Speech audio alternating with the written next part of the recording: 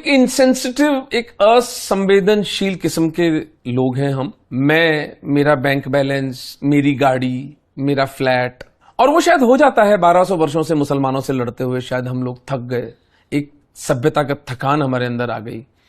लेकिन एक हुडविंकिंग हुई कि जो लीडरशिप जो थी, वो लीडरशिप हमारी चली गई बहुत गंदे और बहुत घटिया लोगों के बीच में, जिनमें इतनी दूरदृष्टि नहीं थी, और उन्होंने इन हिंदुओं को मरने के लिए छोड़ दिया।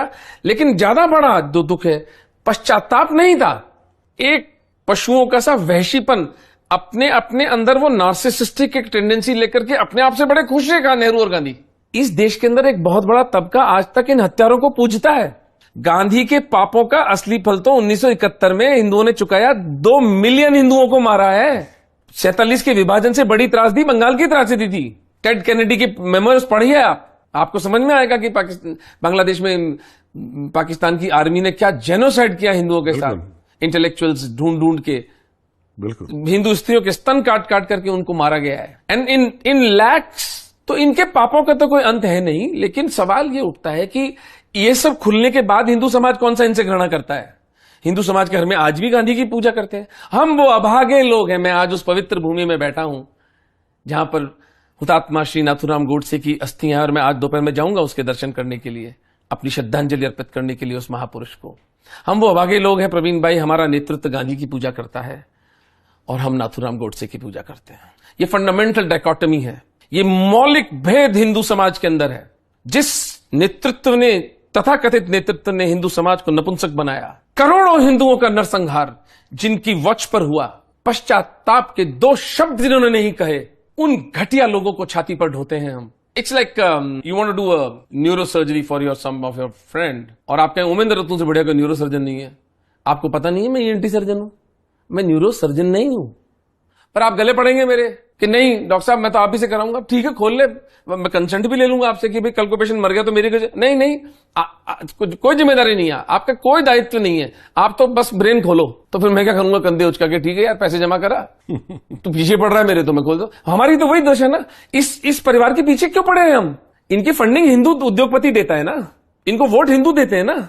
कितना ब्राह्मणों का जो ओरिजिनल कांग्रेस का जो सर्वाइवल थी, वो तो एक ब्राह्मण और मुस्लिम अलायंस पे थी। और सबसे पहले तो तुम्हारी बेटी को उठाते हैं वो, और तुम अलायंस करके बैठे हो।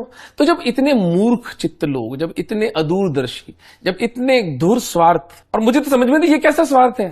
तुम्हारी बेटी की इज्जत लुट रही है, तुम इसको स्वार्थ पूर्ति कहते हो। तो फिर वही होना था जो हुआ हमारे साथ में। ये चमत्कार है कि इस सब के उपरांत भी 120 करोड़ हिंदू आज भी जीवित है इस संसार में। तो इसमें कोई संदेह नहीं है कि नेहरू गांधी की नीचता, उनकी अदूरदर्शिता, उनके प्लानिंग, क्योंकि नेहरू ने तो कहा था ना कि मैं कल्चरली मुसलमान हूं, मैं एजुकेशन से क्रिश्चियन हूं, Hindu only by accident of birth. वो जो आदमी खुला बोल रहा है, वही वाली बात है, मैं ईएनटी सर्जन को आप न्यूरो सर्जरी करवा रहे हो। तो ऐसे बौने लोग, ऐसे टुच्चे लोग, इनको आपने भारत जैसी महान सभ्यता का दायित्व सौंप दिया, तो कोई आश्चर्य नहीं कि जो हुआ हमारे साथ वो होना था। और इनके पापों का ही फल आज हम जैसे लोग उसको निवारण करने की चेष्टा कर रहे हैं कि जो फंस गए हैं कम से कम उन्हें तो निकालें। इन्हीं के पापों का परिणाम है। लेकिन इसका एक दूसरा कॉनोटेशन है, इसका एक दूसरा आयाम है जो बहुत महत्वपूर्ण है, और मैं उन मूर्ख हिंदुओं को सुनाना चाहता हूं।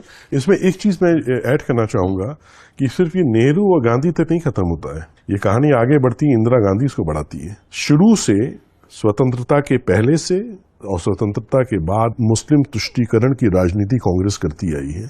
और नेहरू वो थे जिन्होंने सबसे पहला मुस्लिम एजुकेशन मिनिस्टर रखा है, और जिस परंपरा को आगे इंदिरा गांधी ने आगे बढ़ा, नूरुल हसन को बनाया।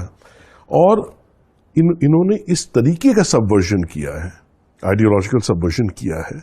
इस तरीके से इन लॉबीज के हाथ में, इस्लामिस्ट और कम्युनिस्ट और लेफ्टिस्ट और मार्क्सिस्ट के हाथ में हमारा एकेडेमिया दे दिया कि पीढ़ियां सबवर्ट हो गई। देखिए, थका नहीं है हिंदू, हिंदू के आंखों के सामने एक आवरण है जो कुछ के आंखों के आगे से निकल गया है, हट गया है।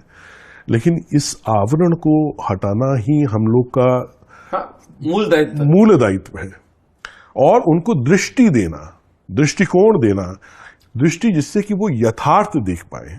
देखिए, हमारे आपके बचपन में अगर आप याद करिए तो हम लोग कैसे बड़े हुए, किस सोच से कि ऑल रिलीजियंस आर सेम, ये स्थापित किया गया था ना। सेक्युलरिज्म का एक हम लेके चल रहे हैं अपने सर पे, एक टोकरी लेके हम तब से ढो रहे हैं। सेक्युलरिज्म का पार्ट सिर्फ हमें पढ़ाया गया है, और रिलीजन्स आर सेम का पार्ट सिर्फ हमको, इससे बड़ा फ्रॉड और कुछ नहीं हो सकता। It's a fraud. It's a fraud. Yeah, it's a con job. आप तो ये मान के चल रहे हैं, क्या कभी उनसे पूछा है कि दे कंसिडर कि ऑल रिलीजन्स आर सेम? देखिए ये यथार्थ है।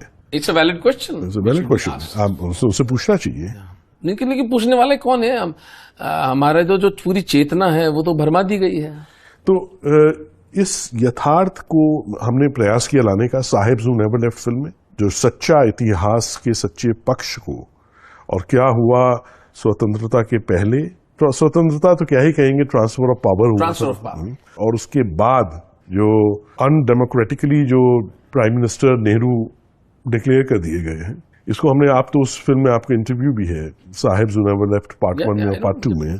तो आई थिंक ये इस तरीके का प्रयास है, जब हम करेंगे, सत्य को सामने लाएंगे इस तरीके की आपकी बातों से, इस पॉडकास्ट से, हमारी जो फिल्में हैं उसके माध्यम से, तो वो आवरण हटेगा निश्चित रूप से। लोग आएंगे। मुझे तो देखिए, I am a very die hard optimist in life.